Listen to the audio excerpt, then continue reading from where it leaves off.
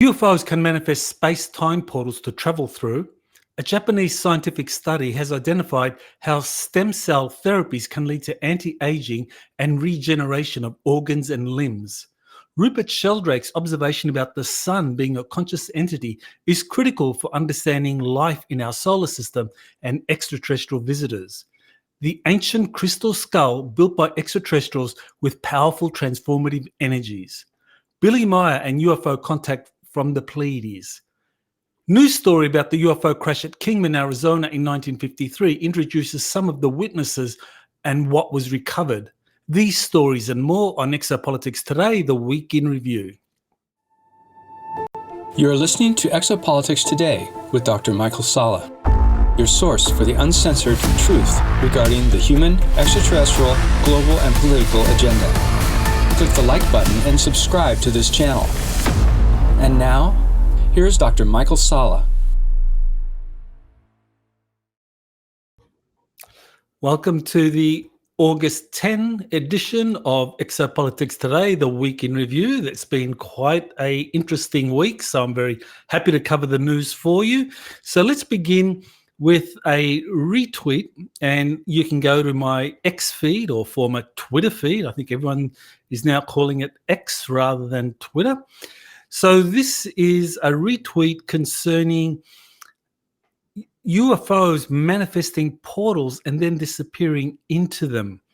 So this was an illustration from a 2018 MUFON report. And here you can see a UFO, a flying saucer craft, manifesting or creating a space-time portal and essentially traveling through it, and obviously it being able to pop out on the other side many light years or vast distances, traveling through a portal, and this is kind of almost instantaneous. So this is quite amazing technology, and so this is something that various witnesses have reported, and MUFON covered that in a story. Now, one of the reasons I retweeted this was that I just got an update from JP, who is still active in the US Army, and he gave me a mission report that I'm going to release next week. And in it, he describes seeing such a portal at a hangar at a major military base using secret spacecraft that belong to a US Air Force run secret space program. So it's not just UFOs or extraterrestrial or cryptoterrestrial spacecraft that can manifest these space-time portals. According to JP, and in the update, he describes being inside of a hangar where a very large space-time portal appeared, and he saw a craft getting ready to take off, go through it. And this craft was about twice the size of a jumbo jet. So when we're talking about space-time portals, we are talking about something that can be quite large. So that's what JP described. And so I thought this was very fortuitous, given this was tweeted by Vicky Verma on his website or on his Twitter feed, and I thought this nicely illustrates what JP is describing. So get ready for that next week. Now, here is something that I wanted to play to you concerning Dr. Courtney Brown, who has been really an outstanding academic in so many ways. He's been working in Atlanta, one of the Emory University there in Atlanta, and he's a tenured professor, and he has been teaching many courses, but he's best known in terms of the exopolitics movement or UFOs for a series of books that he wrote in 1997-98 concerning the results of remote viewing experiments, and also his creation of the Farsight Institute, which has teams of remote viewers looking at various targets that are assigned to them according to protocols developed by Dr. Brown at Farsight. So what we have had here is a new development, which is Dr. Brown describing what it was that influenced him in the development of his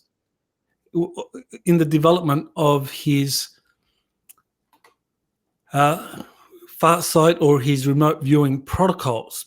So what I wanted to do is to play for you just a short clip of him describing his relationship with grey extraterrestrials and how they influenced his life, and also the development of remote viewing protocols that are used by Farsight. So I think this is very important because Farsight produces a tremendous amount of information, and people are always asking me whether or not this information is something accurate. And I think by and large, a lot of it is very accurate, but still I do have some concerns about the agenda that is behind some of these remote viewings, and whether or not that influences the choice of targets and also the accuracy ultimately. So let's listen to what Dr. Courtney Brown has to say about his relationship with grey extraterrestrials, how they influenced him, and the development of protocols for the Farsight Institute. Very young, I had, through most of my childhood, when I went to sleep at night, there were two grays on the right side, on one side, and two grays on the other. And this isn't stuff I had to remember through hypnosis or dreaming. These were they were there every night. There were two on one side and two on the other. They never hurt me. They never did anything bad. I guess they were there protecting me from anything. And that went on for like ever. And I wondered about whether I should tell my mother about it, but I said, no, they told me it would just disturb her, so I never told her. But I've been interacting with these people, and they're perfectly good people, but they're on the free side. There is a group of grays who I like to call, and we like to call, the Essassani resistance movement. And they're a military group of the grays that are no longer under the influence or control of the reptilian forces. And they're a resistance movement, and they're trying to free everybody else, all the other grays that are still captured by the bad ETs. They also work very, very closely with the rest of the good ETs, which is why I interact with them. I have a daughter, in fact, on one of the ships. Now, I didn't raise her, but she's half. She's a hybrid. And David Jacobs, in this book, Walking Among Us, he's a former professor of Temple. I just want to stop it there because I think you get an idea of the relationship he's had with greys since he was very young, where he says that while going to sleep, he was surrounded by greys, these grey extraterrestrials that he believes are good because they never harmed him, as he remembers it, and that they are associated with this Essassani resistance movement, which is a positive association of grey human hybrids. Now, I first came across the Essassani from the work of Daryl Anka, and he channels Bashar. And I have to be frank, I always felt a dark energy with them. I felt there was some deception with this group, even though it was always very entertaining listening to Bashar. I felt there was deception there. So I never really got into the Essassani and Daryl Anka. But nevertheless, Dr. Brown, he believes that the Essassani are good, and that there is a positive group of grey extraterrestrials. And I think it is important to say that not all grey extraterrestrials are evil or tools of the reptilians, the Draco. That it is known that there are positive grey groups out there, but by and large, most that interact with humanity are, let's just say, controlled by the negative extraterrestrial groups. And how can you tell the difference? Well, I think when it comes to the creation of grey human hybrids, I mean, right there, you have an agenda. Now, people can explain this in a way and say, well, I had a soul contract and I agreed to be taken up onto the grey ship and to have some of my genetics taken from me to create a hybrid being. And that was that would be done to essentially help the greys in their evolution because they lost some of their evolutionary potential, because they bred out emotions and so forth. I mean, that's the kind of story you get. Now, to me, that's a manipulative agenda, because any advanced race will not come to you and say, hey, I need your genetics so that I can save my race, and I need to create a hybrid race. And by the way, I'm placing those hybrids on your planet, and they're going to be smarter, or they're going to have more psychic abilities. But don't worry about it, because they're going to introduce a new type of human, Homo noeticus, or some advanced hybrid, or some advanced human species. So I mean, right, just listen to that. I mean, right there, that's a very dark agenda. That's a manipulative agenda right there. So I think we need to be very, very cautious. And Dr. Brown admits that he's been working with greys, that he believes that these greys are positive ones. But as I said, the fact that he was used to father a grey human hybrid, a daughter, and that she's part of this Essasania resistance movement, that is something that I think is part of a manipulative agenda. You can watch that video by going to Conflict Radio. It's a YouTube channel, and it just came out. And so you can watch that video to listen to Dr. Brown explain more about his relationship with the greys and how they influenced his relationship, influenced the development of his remote viewing protocols for the Farsight Institute. Now, this is where it gets to be something that I think we really need to take a good close look, because he is saying that the protocols of the Farsight Institute were actually developed with the assistance of these grey extraterrestrials.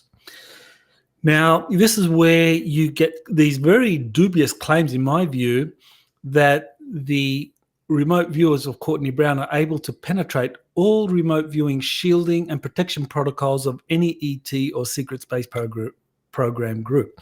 Now, I did interview Dr. Brown a year ago, and I asked him point blank about Ingo Swann, where Ingo Swann remote viewed a group of extraterrestrials on the moon, and he immediately felt danger from this extraterrestrial group, and he essentially skedaddled out of there. And there were other remote viewing exercises that Courtney Brown did where, and he was with an advisor, a CIA asset called Axelrod. And again, it was like if Ingo was remote viewing this group and they detected him, to get out of there as quickly as possible.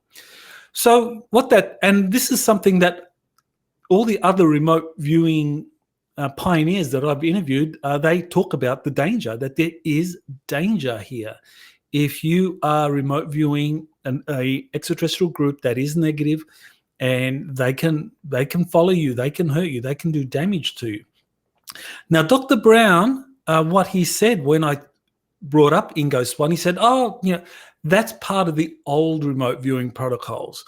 We at Farsight, we have a new remote viewing protocol, and we can get right into the face of the ETs. We can get into their heads, and we can extract information, and there's absolutely no danger at all.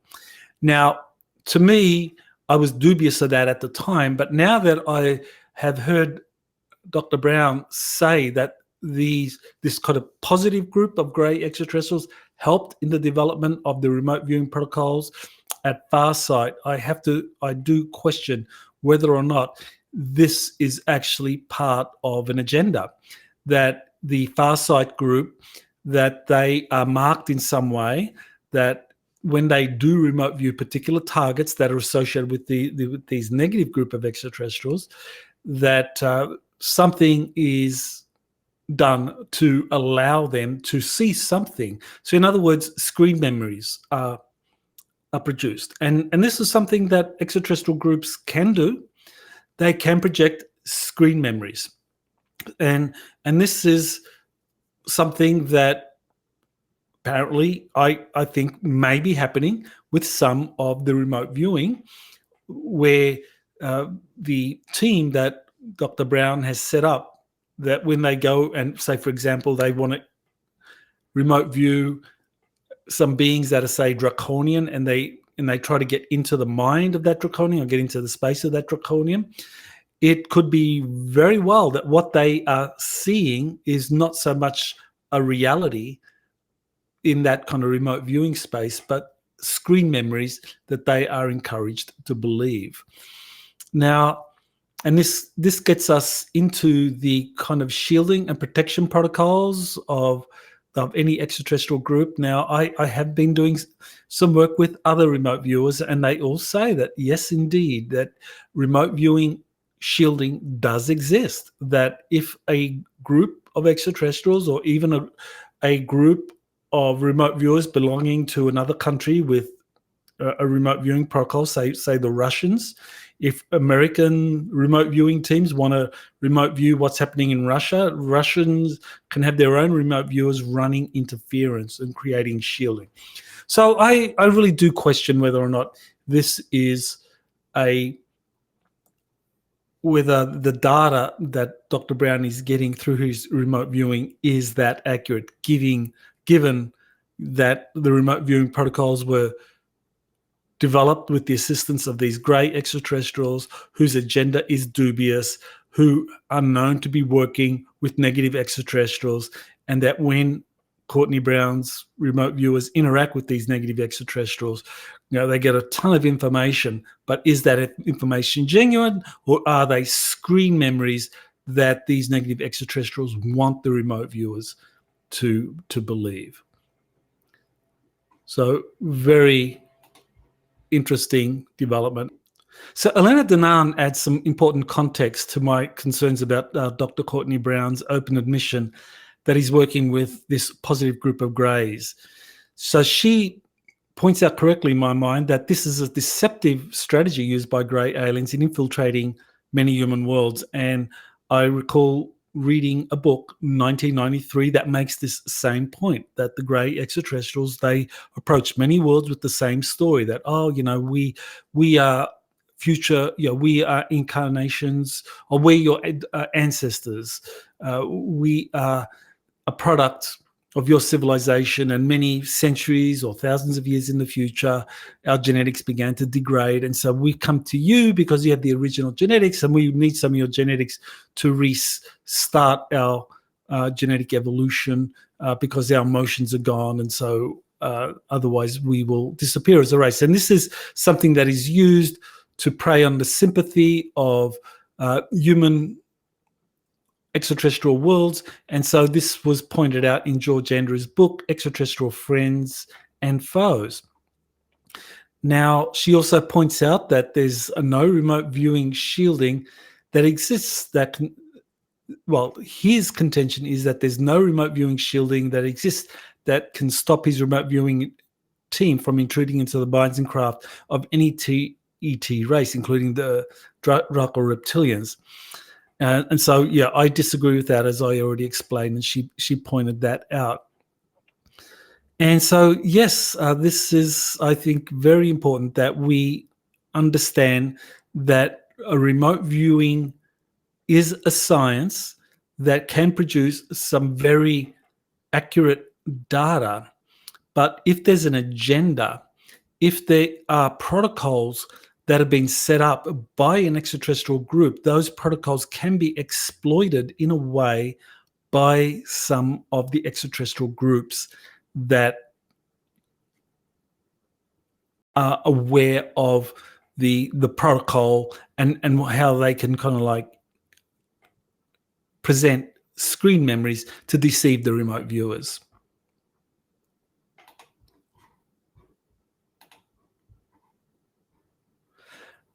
Now I'm going to talk about something that is very disturbing, and that is threats against witnesses to the UFO phenomenon that goes back to the 1947 Roswell crash. So here's something that I wanted to play for you. I'll just play the first minute of this. A man that I believe was an officer A man that I believe was an officer came into the house.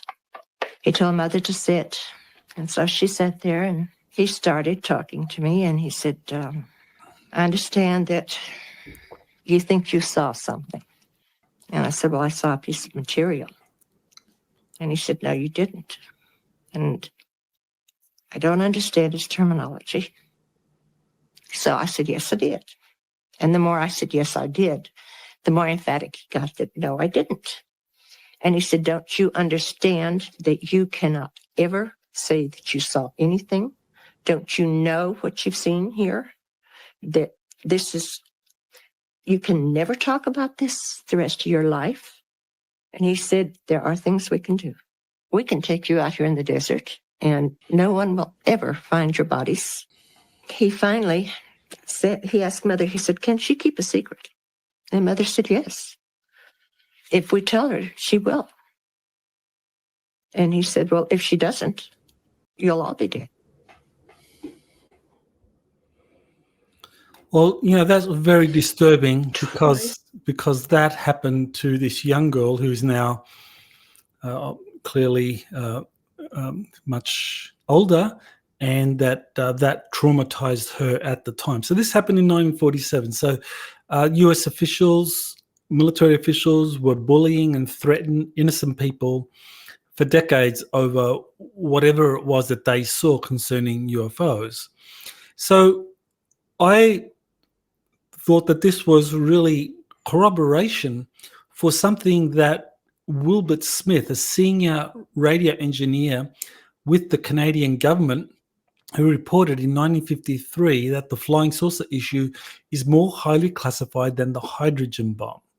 And to me, that makes sense. Why would the government be sending officials to threaten and harass witnesses, including young girls who have seen things related to UFOs, unless the phenomenon was very, very highly classified? So I think we can go back to 1947 to 1953, and we can see that this UFO issue definitely has been a subject that has been treated at the highest level of national security, and it is classified appropriately, even higher than the hydrogen bomb.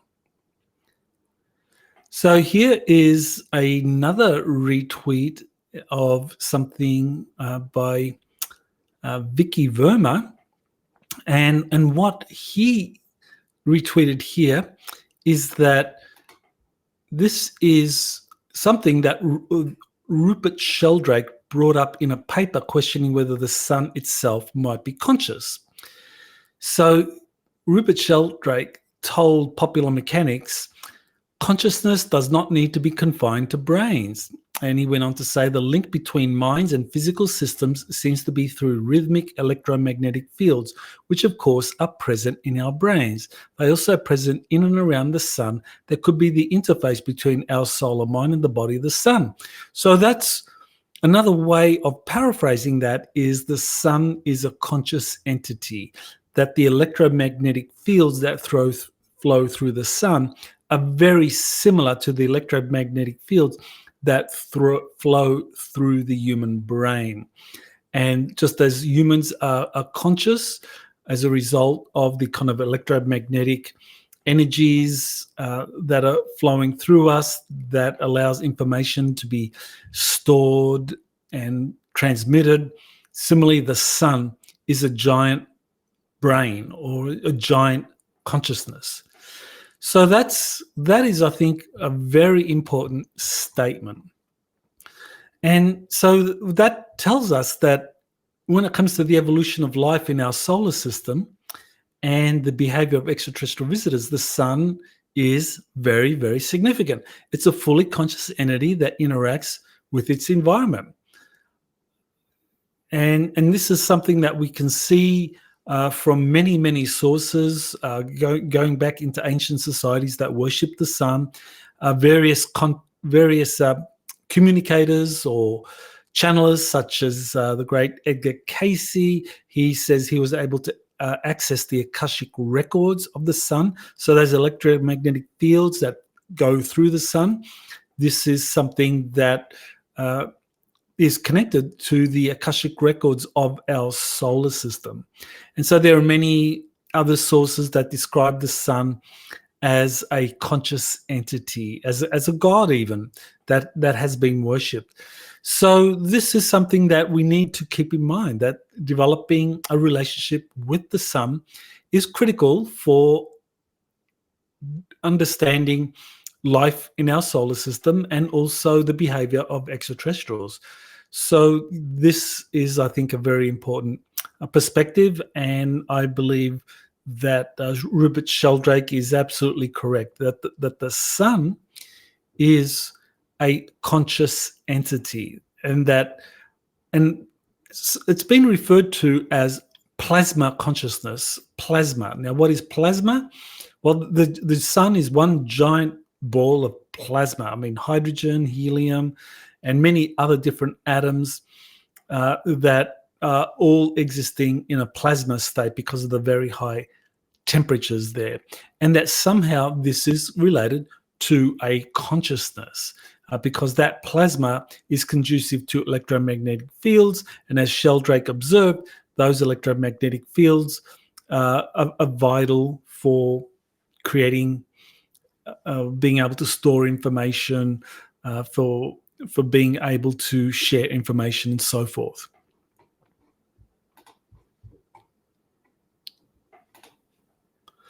Now, this is where we get into the idea about plasma consciousness.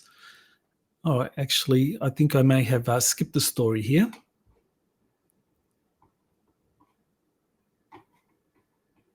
Okay, here we go. All right, so this is a crystal skull built by extraterrestrials with powerful transformative energies.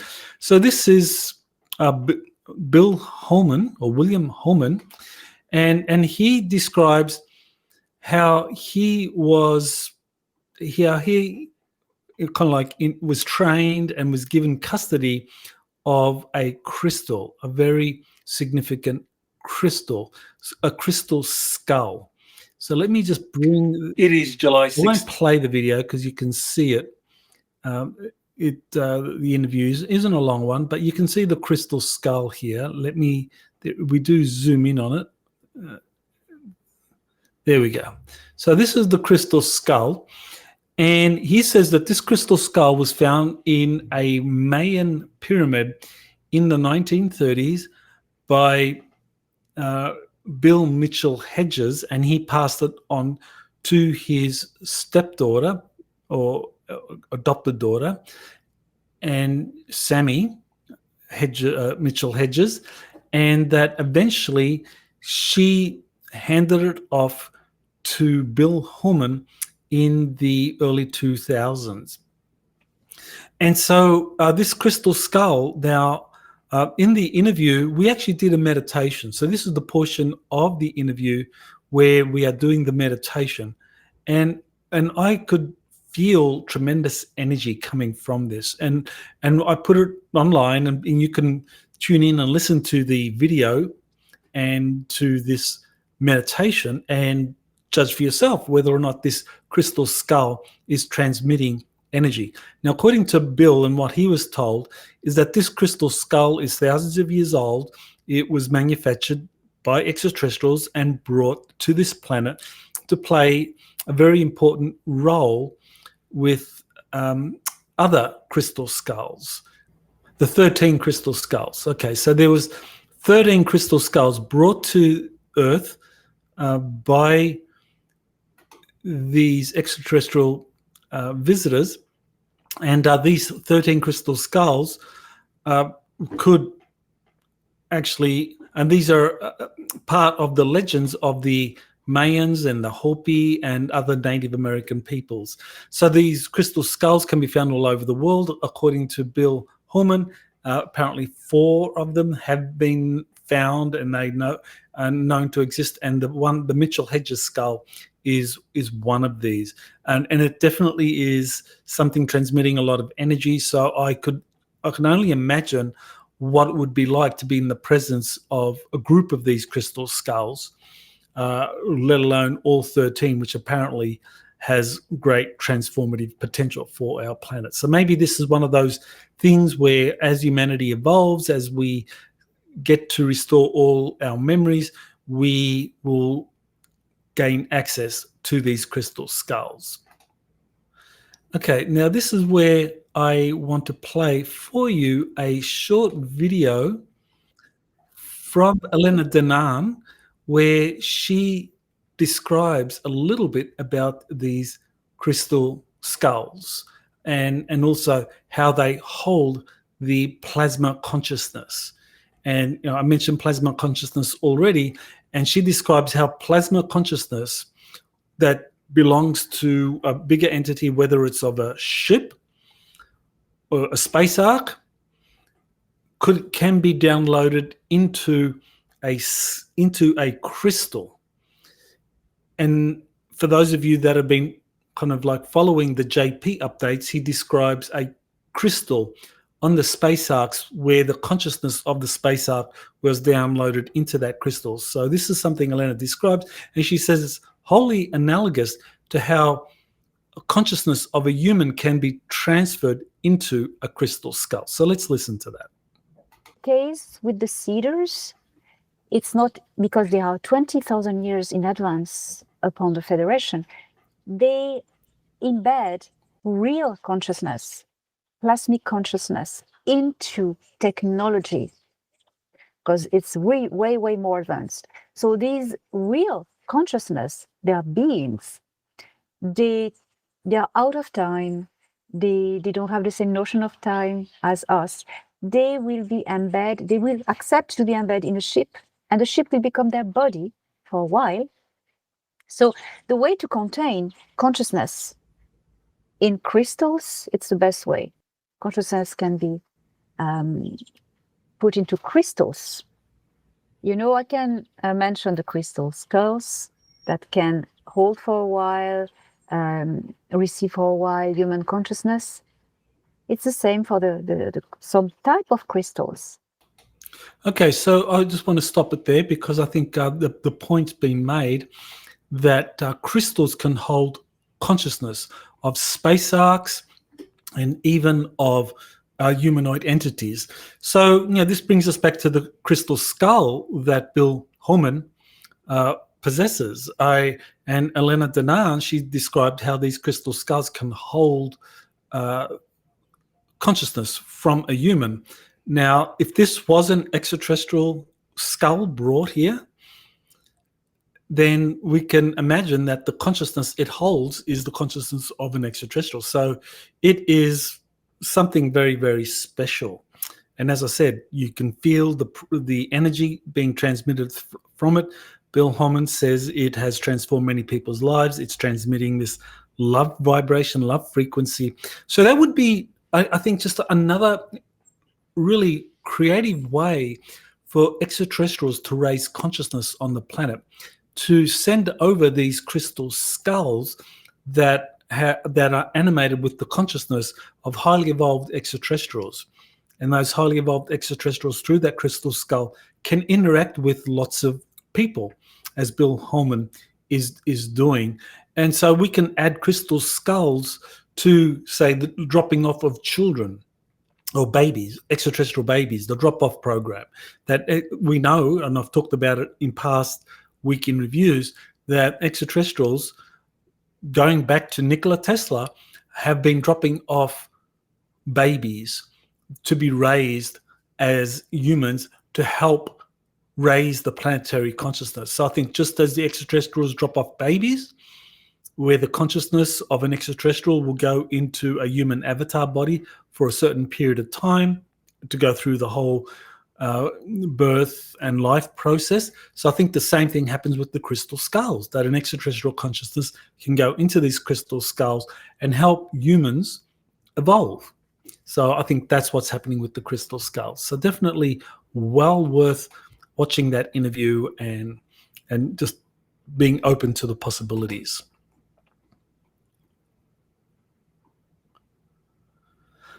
All right, here's something that's pretty disturbing. It's a a breakdown of the opening ceremony and elements of the French-run Olympic Games, showing satanic reptilian themes that are designed to elicit consent from the masses for things like child sacrifice, eliminating important bloodlines, and manipulating the global population. So this is something that Elena Danaan did on her Star Nations News. So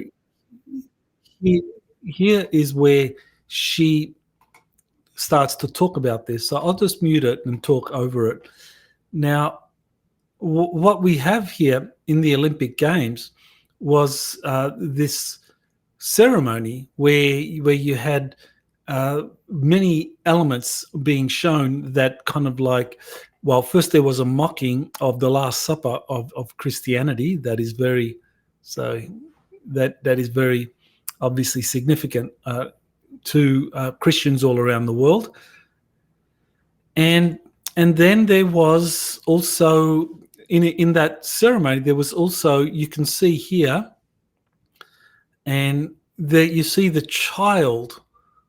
There's a child there, kind of like just in the kind of to the left, and that child simulates something going across the throat, like having the throat cut. And so she points out, I think correctly, that this is signifying that the child was following the lead of an adult that made that motion of, like the knife going across the throat.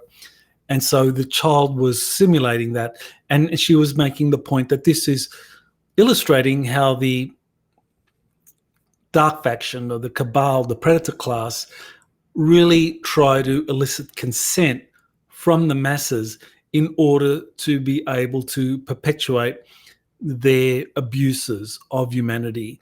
And the Olympic Games, because they are a mass event transmitted to, I guess, a couple of billion people all over the world watch this, and it has all these hidden motives in there, that all of that is designed to elicit consent for the dark forces or the deep state, the cabal, the Illuminati, to continue their depredation. So that's her Star Nations News 42. That's from August 5, 2024. So just go to her channel, Elena Danaan, on Twitter, and you can watch that particular episode.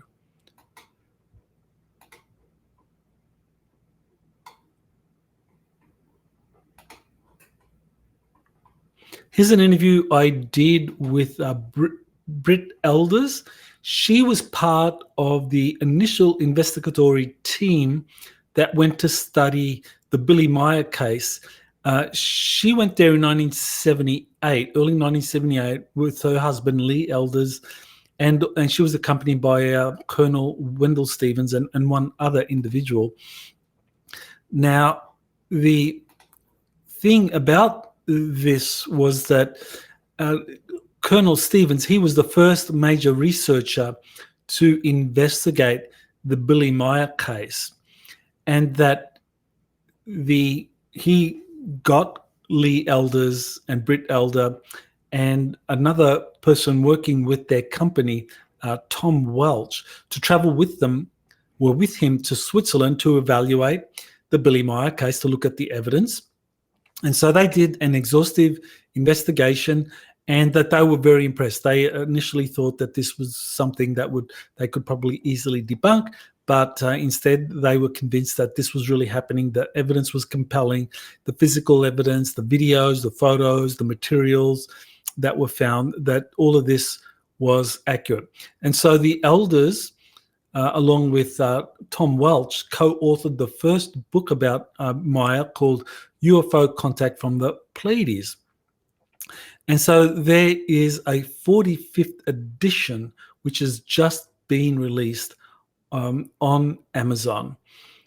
So this is something that you can actually view. You can actually go and see that.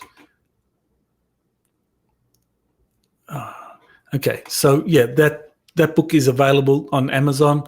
UFO Contact from the Pleiades, the 45th anniversary edition. Well worth reading. It's fully illustrated with some of the most impressive UFO photos that you will ever see. In the interview I did with Britt Elders, we showed some of the photos, and they are truly very impressive. I might be able to bring up a few for you. Here's one here. I mean, these are just so clear, and people are always asking, well, where's the evidence? Where's the evidence? Well, the Billy Meier case has a ton of evidence.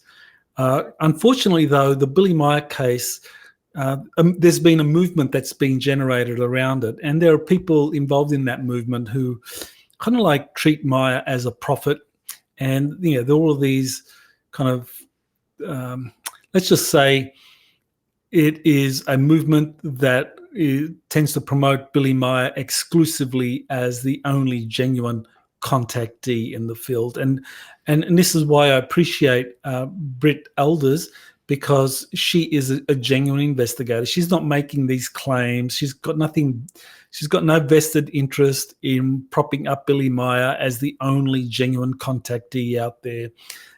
She has just done the investigation and found him to be a very credible individual who has all of this impressive data about UFOs that have been visiting us since at least 1975. And so her book, UFO Contact from the Pleiades, definitely get a copy of that. It has amazing color photographs, and all of the photos in that book are ones that she stands by as being credible. Now, there has been a counterintelligence operation run against Billy Meier where they have sowed a lot of fakes to undermine Billy Meier's credibility, but the ones that she researched and investigated along with other members of the team, they are absolutely genuine. No hoaxing, no fabrication, no counterintelligence being conducted in any of those.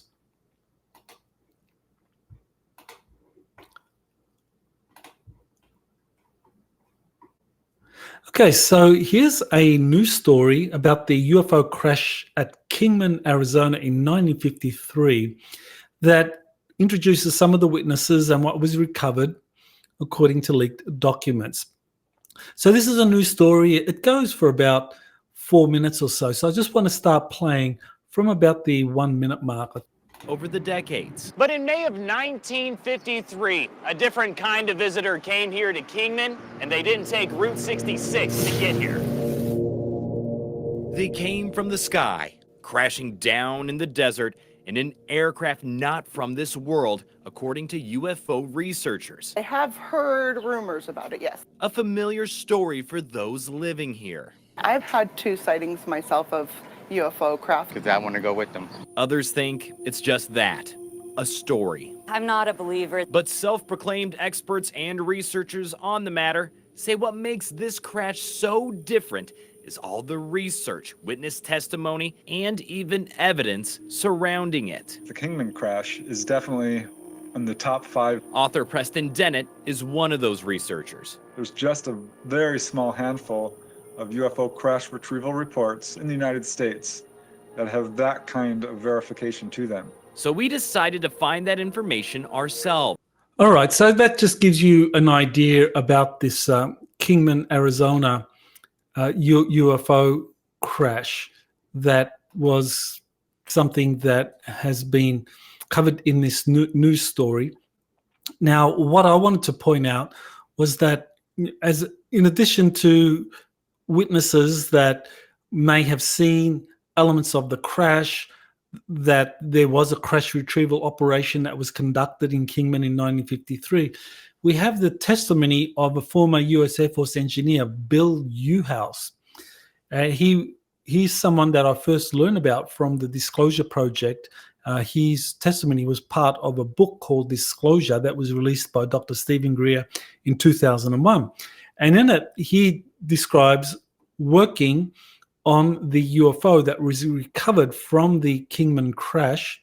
And this was while he was stationed at the S4 facility at Area 51.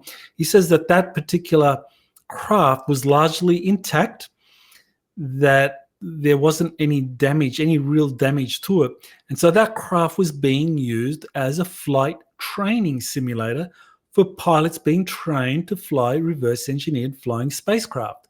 So this tells us that in the 1960s, they were using a recovered craft from 1953 as a flight training simulator for pilots who needed to be trained to fly the reverse-engineered craft that were being produced at the time. So presumably it was Lockheed Martin, Skunk Works, or maybe one of the other major aerospace companies, McDonnell Douglas or Northrop Grumman, General Dynamics, Boeing, that they were reverse engineering some of these flying saucer craft, and that the pilots who are going to fly these craft needed to be trained on how to interface with the technology on the craft.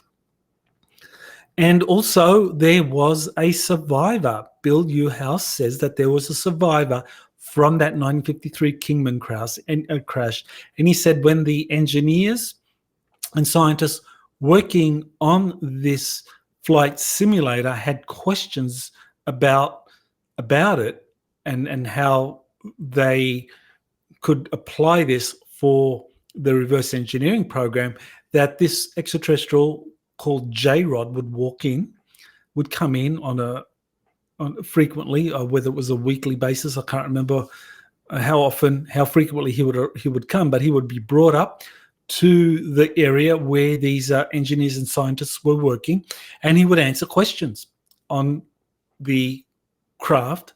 And so this is telling us that not only have the craft been retrieved, but the craft have been retrieved with some of the survivors, and that those craft and the survivors were then involved in reverse engineering programs.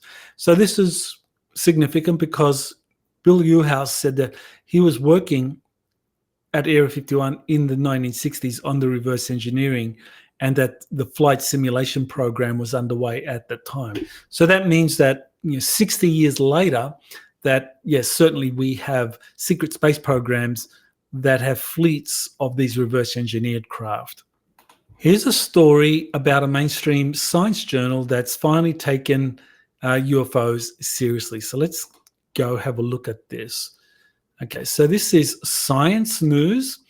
It's been around since I think the 1920s or 1930s. It's been around a long, long time. It's a very popular science journal. And so it says that scientists are getting serious about UFOs, and here's why. So then it proceeds to give a review of the UFO phenomenon, going all the way back to the Roswell Crash, what happened there, and the different ways in which the UFO phenomenon has been studied by different researchers, accumulating reports, witness testimonies of these UFO sightings. And so they focus very much on the UFO sightings, the thing that can be detected using scientific instruments. And they describe how this has now become important because it is considered to be a national security threat. And so they talk about the congressional hearings in 1922, in 2022 and 2023, where they discussed the UFO sightings and how these were occurring in places where the military was very active, or where civilian aircraft were flying. And so this was a serious threat to air safety or to national security. And so what they recommended then was that better instruments should be developed for the study of the UFO phenomenon. And so this is very interesting, because what it's telling us is that the article says that, well, this phenomenon should be taken seriously. We need to look at a new generation of scientific instruments that need to be developed and applied to all of these UFOs that are being seen, so that we can come up with hard facts. And what this science journal is really doing is saying, okay, we need to get more empirical data about the craft being seen in the sky. But what's also being said there is that, well, forget about whistleblowers talking about a military intelligence cover-up or insiders talking about secret space programs, both of which are describing what's happening inside of those craft, or experiences having face-to-face contact with the inhabitants of the craft. I mean, according to the scientists, all of that is anecdotal and it's not hard science. So we don't want to hear about experiences, insiders or whistleblowers talking about what's inside of the craft, the beings piloting it, because that's anecdotal. What we want is measurements, empirical data about the craft, how it behaves, its speed, its elevation, size, materials analysis, and all of that sort of thing. So, I mean, I think it's ironic in a way when you think about it, that here you have a mainstream science journal that pretty soon after the UFO phenomenon was found to be real, or people began talking about the UFO phenomenon in the 1940s, this science journal would have been among those debunking all of that as just unsubstantiated conspiracy theory, rumor, conjecture, anecdotal data that needs to be dismissed. And now, after 80 years, it's been, well, close to 80 years now, I mean, nearly 80 years, well, at least over 70 years since the Roswell crash.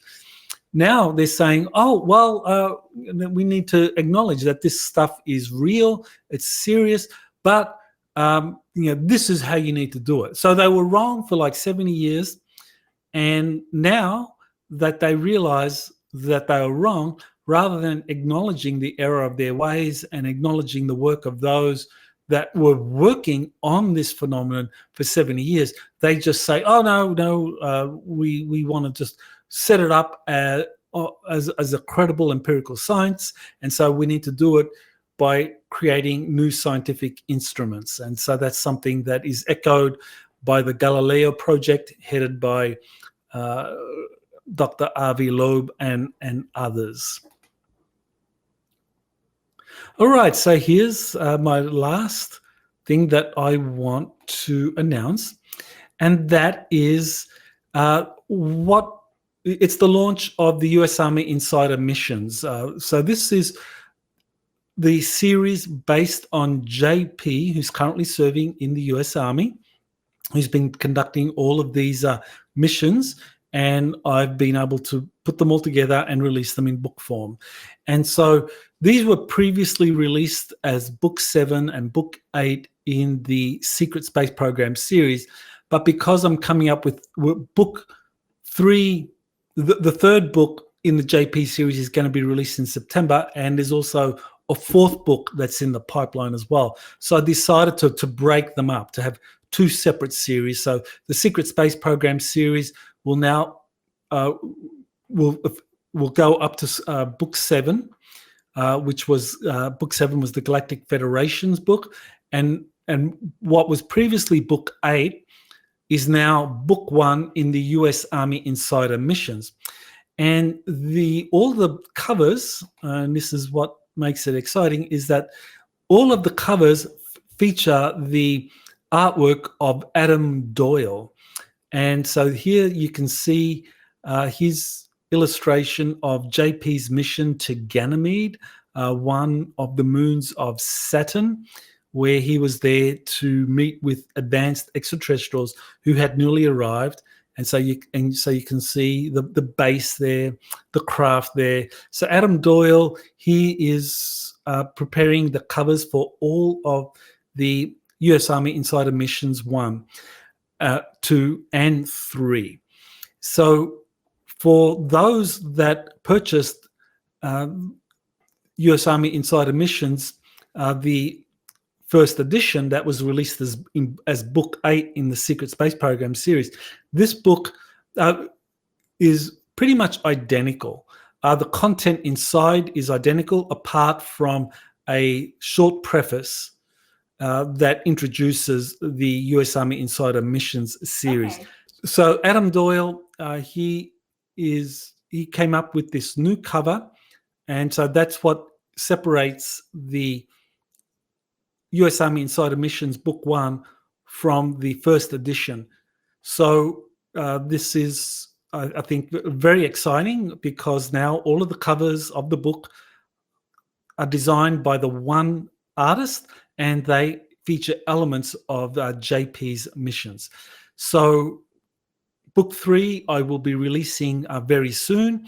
I will make that announcement hopefully within the next 2 to 3 weeks. I will be announcing that, and you could place pre-orders for that, and it will be released sometime in September.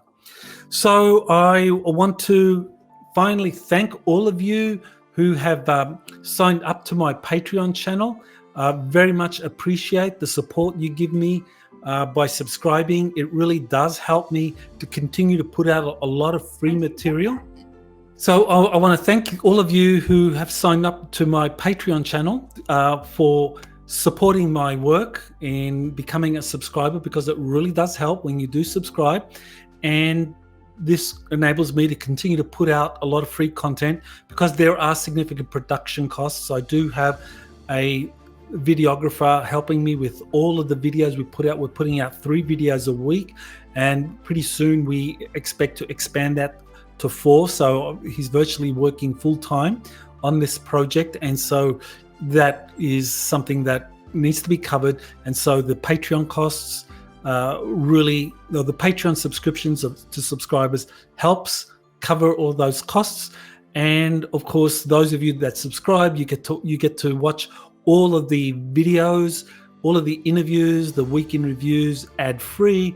You get access to a pre-release copy up to 24 hours before it's released on YouTube and Rumble. And also you can watch it, the uncensored version, which will not be published on YouTube. So I want to thank you all for watching the Exopolitics Today, the week in review for August 10th. You have been listening to Exopolitics Today with Dr. Michael Salla. Please remember to like, share, and subscribe to this channel. Join or start a conversation in the comments. Take the time to explore the vast library of best-selling books, webinars, and podcasts by Dr. Salla. Visit exopoliticstoday.com.